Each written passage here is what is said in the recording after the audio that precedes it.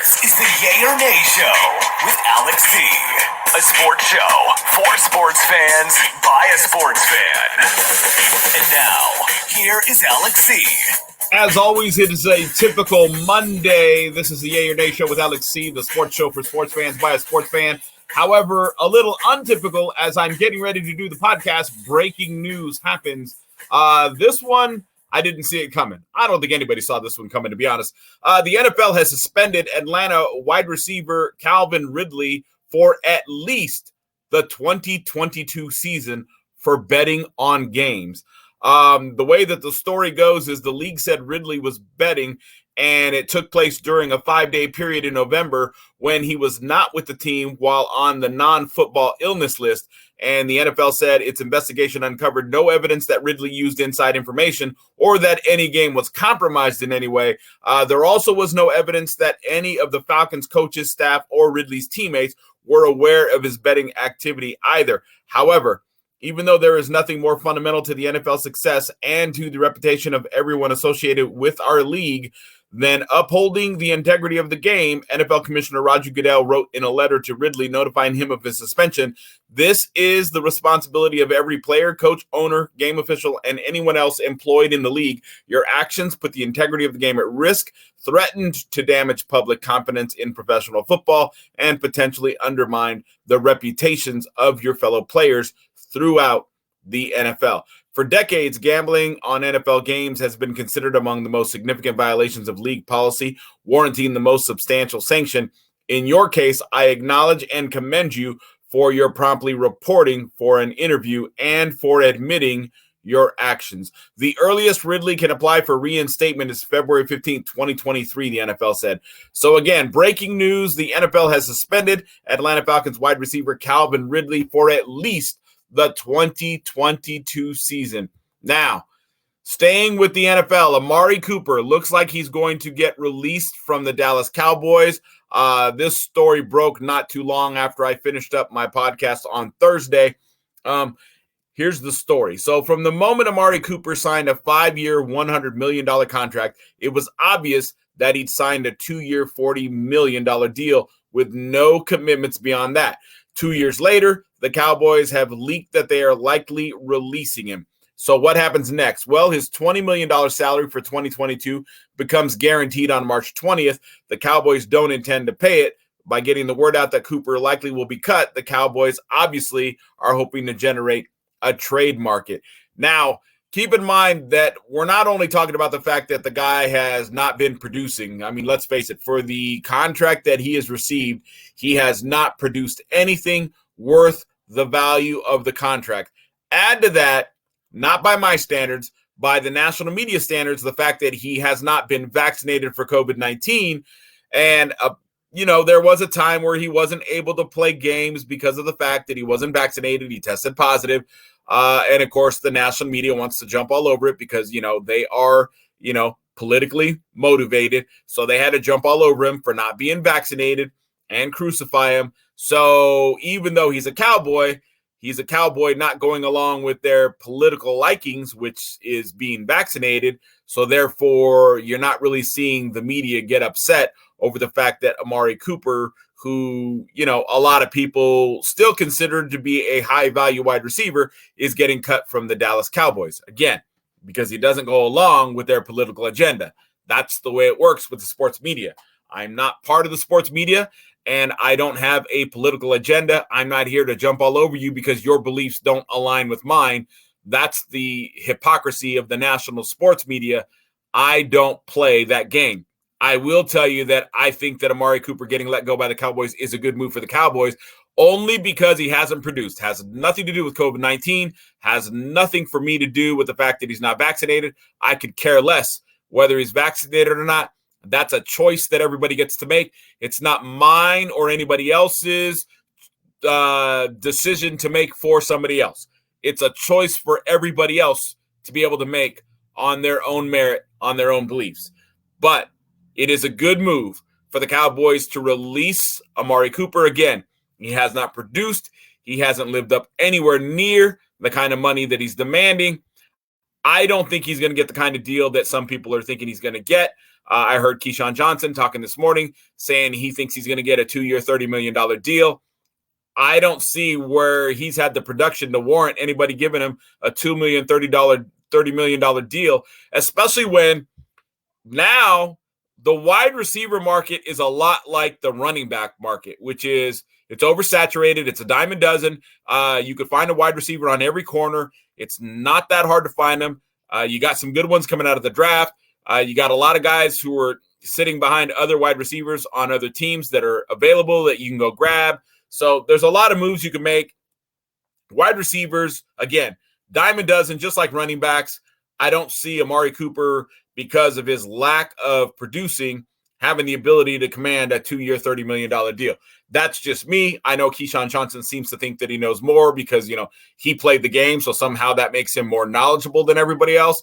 But I'll venture to guess that he's going to be wrong about this, like he is about a lot of things that he says. All right, now, moving on to college football really quickly. LSU football lands ex-Arizona State Sun Devil star quarterback Jaden Daniels. We all know about the investigation the NCAA has into ASU football. Herm Edwards has a lot of answering to do. Don't know what's going to come out of that investigation. It seems to be quiet. It makes just a little bit of noise, and then it goes back to being quiet. They're trying to fire a lot of the assistant coaches, basically make them the scapegoats so Herm Edwards doesn't take the brunt of this investigation. But with that being said, the players aren't dumb. They know there's better opportunities elsewhere. Jaden Daniels knew there was better opportunities elsewhere. And obviously, it's a much better situation for him if he has a chance to go play for LSU than it is to stick with, a Pac-12 conference team like ASU, which doesn't really have the ability to raise your stock as far as the NFL draft goes. So here's how the story goes. Former Arizona State quarterback Jaden Daniels has committed to play at LSU, head coach Brian Kelly announced on Sunday. The decision delivers LSU one of the most accomplished quarterbacks to enter the NCAA transfer portal this offseason. Daniels threw for 6,025 yards and 32 touchdowns during his 3 seasons as Arizona State's primary starter. He's expected to be a contender to start at LSU, which has a strong quarterback room, but no obvious starter. He'll be competing with a trio of redshirt senior Miles Brennan, redshirt freshman Garrett Nussmeier, and early enrollee Walker Howard. With the addition of Daniels, there will likely be a robust quarterback competition in Kelly's first season as LSU's coach. Daniels is a graduate transfer, which means he'll be eligible to start the quarterback competition during spring football. He's expected to arrive mid-March, a source said, and his graduate program will allow him to enroll and be eligible. That will give him Kelly, an offensive coordinator, Mike Denbrock, and quarterbacks coach Joe Sloan a full spring and summer camp to evaluate their quarterbacks. Jaden is an outstanding player who will make our quarterback room even stronger, Kelly said in a statement. He's a playmaker with a strong arm and the ability to make plays with his feet. We are excited to welcome Jaden to our program as we continue to build a roster of student athletes who will compete for championships on the field and work just as hard in the classroom to earn their degrees. So again, big news coming out of the 602. LSU football lands ex-Arizona State Sun Devil star quarterback Jaden Daniels. And I would, again, venture to say that the reason why that's happening is because of the investigation that Herm Edwards and the ASU Sun Devils are under. Now, flipping over to the NBA, Jokic, he had a monster triple-double, which inspired the Nuggets to an overtime win. Jason Tatum dropped 54 against the Nets. Let's talk about those. A lot of things happened in the NBA over the past few days. NBA, like I said, this is the most exciting time of the year. Once you get past the, what am I looking for? All-Star Weekend. There's what I was looking for. Once you get past the All-Star Weekend and you get into the second half and what people will call the playoff push of the season, the NBA is the most exciting sport going through, with the exception of March Madness, which is getting ready to kick off. So obviously we'll be talking about a lot of NCAA men's basketball here as we get ready to kick off the tournament. But for right now, it is all about the NBA and what's going on with the NBA. So let's talk about a couple of these stories. So with 9 minutes left in the fourth quarter, Nikola Jokic, he endured by his standards a relatively quiet game. The Serb had 16 points and his Denver Nuggets, having squandered a 21-point lead, were staring down the barrel of a surprise home defeat to the New Orleans Pelicans. What followed was a devastating display of individual brilliance as Jokic scored 30 points in the fourth quarter and overtime to drag the Nuggets to a 138-130 overtime victory at the Ball Arena. Now, in a week of solo masterclasses in the NBA, Ja Morant securing a historic 52-point haul before LeBron James dropped 56 against the Golden State Warriors. Jokic continued the trend with his league-best 17th triple-double of the season. The 27-year-old added 12 rebounds, 11 assists, 46 points, the extent of his one-man carry job underscored by 3 steals and 4 blocks. In doing so, Jokic became the first player since 1973, when steals and blocks officially began being tracked, to record such a stat line, according to the NBA. For his teammates, Jokic's performance was a testament to his status as the league's reigning MVP.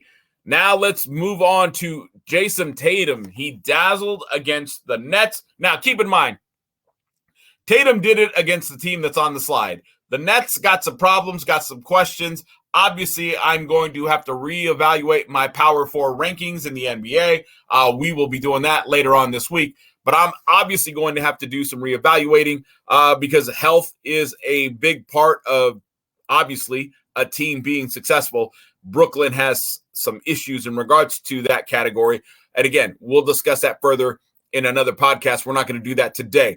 Jason Tatum delivered a spectacular display on his own for the Boston Celtics, dazzling the home fans with 54 points in a 126-120 victory over the Brooklyn Nets. Now, the 24-year-old added 5 rebounds and 3 assists to inflict a 4th straight defeat upon a Nets team which featured both Kevin Durant and Kyrie Irving. Now, Durant impressed with 37 points, 6 rebounds, and 8 assists, and Irving added 19 of his own, but the night belonged to Tatum, who has enjoyed a stunning start to March.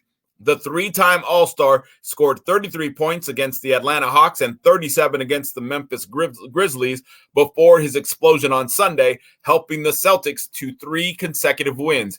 It makes the ominous foreshadowing for the Charlotte Hornets, who Tatum and the Celtics travel to on Wednesday.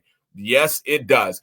He's a shot maker, said Durant on Tatum. He's an elite shot maker, and he's been knocking them down, playing with confidence lately. Durant became the 23rd player in NBA history to pass the $25,000 career point mark, the 7th fastest to achieve the feat, yet must now rally his team to snap a 4-game losing streak. Like the Celtics, the Nets also face a trip to the Hornets next, with Tuesday's trip to Charlotte offering them a chance to halt the slide. So again, lots of big stuff going on in the NBA, and we're not even close to being done, because now we got to move on to another man that we talked about just a few moments ago, LeBron James. And he had a message for Matthew Stafford during his 56-point game. Let's talk a little bit about that. So the LA Lakers, in desperation mode, by the way, as the regular season winds down, LeBron James put the team on his back. He dropped 56 points in the Lakers' comeback win over the Golden State Warriors, beating Steph Curry's squad 124-116 at home. Now, in attendance and sitting next to the Lakers bench was Rams quarterback Matthew Stafford, who just won his first Super Bowl a few weeks ago. Stafford has gained a ton of respect in LA since delivering a title even from the legend James himself. In the fourth quarter of the win, James had an epic message for Stafford: "I can't have you in the building and not put on a show." Now, a lot of people believe that LeBron James, this is what he should have been doing all season long: put the team on his back and carry him to victory. Keep in mind, he's been banged up a little bit this year. He's been out some games. He had a recent stomach strain, and he's had things that have knocked him out. Again, he's a little older. He's a little more prone to be injured. There's a little bit of back and forth among all of the professional analysts in regards to whether he should be playing 37 to 40 minutes a game. Obviously, most people, I would imagine, would argue that because of his age, he should not be playing, full games like that. They need to do load management in regards to the minutes. However, when he's in there, he should be all in and going on scoring. And that's what I am saying, because when he's in there, he should make himself the man, the myth, the legend, the one that everybody knows as LeBron James, put the team on his back, and he should just be going for the scoring title each and every night, because that's what the Lakers need, because that's what the Lakers are. They are dependent upon LeBron James and him producing. That's what they're dependent on, and they can only go as far as LeBron James can take them. Now, there are a lot of other conversations in regards to Lakers. For instance, everybody says that maybe they're being talked about too much. Yes, they may be the LA Lakers, but they're not very good. I said before the season ever started, look, it's just a bunch of old guys. They don't have a prayer in doing anything special. If they made the playoffs, they were going to be somewhere between the 4th and the 7th position. Now, it looks like I was even wrong there. If they make it into the playoffs, they're going to get one of the final 2 play-in spots in order to be able to have a shot at making any kind of a run in the playoffs whatsoever. With that being said, though, keep in mind, you've got a bunch of old guys, like I originally said, and they're looking older than even I thought they would. I mean, I thought they would look old, but I thought they'd be able to compete, and then they would run out of gas in the 4th quarter, and they'd have to find a way to try and eke out some wins, but I thought they would eke out just enough wins to make the playoffs. Again, I saw them being somewhere between the 4th and the 7th seed. Now we're looking at them possibly not even making the playoffs. However, if they have a shot, it's going to be at one of the play-in positions. But this team, if they're going to do anything, if they're going to have a shot at doing anything, it's going to be contingent upon LeBron James putting the team on his back and trying to win the scoring title each and every night. That's what's going to happen for this team to have a shot to do anything. You obviously cannot depend on Anthony Davis. His health is always in question. He's out right now. I'm not even sure when we can expect to potentially see Anthony Davis come back. But the bottom line is with Anthony Davis out and with Anthony Davis being who Anthony Davis is, I just see this as a team that's going to have to rely solely on the production of LeBron James, and hopefully they can get just enough production out of all of the surrounding players and get Westbrook to step up if they can figure out how to put him in that off the bench role when James is on the bench, have Westbrook come in, run the point. If they could figure that out, if they could do just enough figuring those 2 things out, support players, supporting LeBron, Westbrook off the bench, running the offense while LeBron's on the bench, if they could figure that out just enough, I'm not saying they could make a run, but at least they might get past the first round, win a play-in, and get past the first round. Honestly, I think that's the best they can hope for, but that's a lot better than not making the playoffs at all.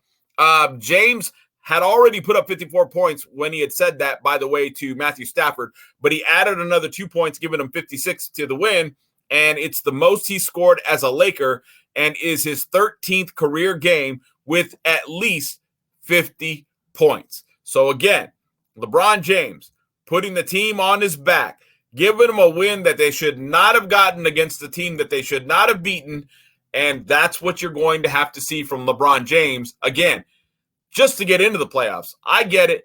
They don't have a shot at going deep. I know that. Again, I never said they could, but they can only go as far as LeBron James can take them. Now, New York Knicks Julius Randle was fined $50,000 for shoving a referee, and Phoenix Suns star Cameron Johnson. Let's talk a little bit about that. So Knicks forward Julius Randle was fined $50,000 by the NBA on Sunday for shoving Phoenix Suns forward Cameron Johnson, making contact with the referee who was trying to break up the altercation and refusing to participate in its ensuing investigation.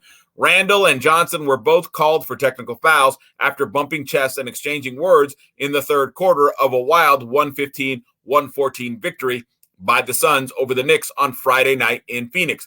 A referee separated the two, but then Randle barreled through the ref to shove Johnson again, which resulted in the ejection. Johnson responded with a brilliant 4th quarter, banking in a 3-pointer at the buzzer to finish with a career-high 38 points. His 9th 3-pointer in 12 tries came from 31 feet at the top of the key, capping a 21-point 4th quarter that included 6 threes. The Knicks looked like they were headed for an impressive road win before Randall's ill-timed outburst late in the third quarter sent him to the locker room. Instead, the New York Knicks blew a 14-point lead in Randall's absence and dropped its 7th straight game. Folks, fouls matter, momentum matters, losing your cool matters. This isn't the first time for Julius Randle, and this has been happening in the NBA on the regular to a lot of players as far as that goes. And it's one of the things as a coach you got to preach. You got to preach to your players, keep calm, keep your cool, don't get stupid ticky-tack fouls that allow a team to get momentum against you. Sticking with the Phoenix Suns a little bit here, yesterday was a big one. They played against the Milwaukee Bucks.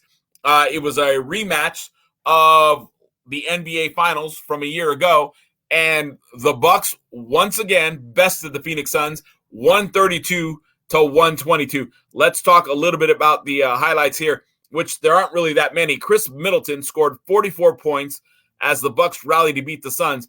And it's just one of those deals where when you look at how this game played out, they were just really all over it, looking like the Milwaukee Bucks. I mean, they are a team with closers. The Suns have closers, but right now you're still missing Devin Booker, right? Which could have been a difference maker in this game.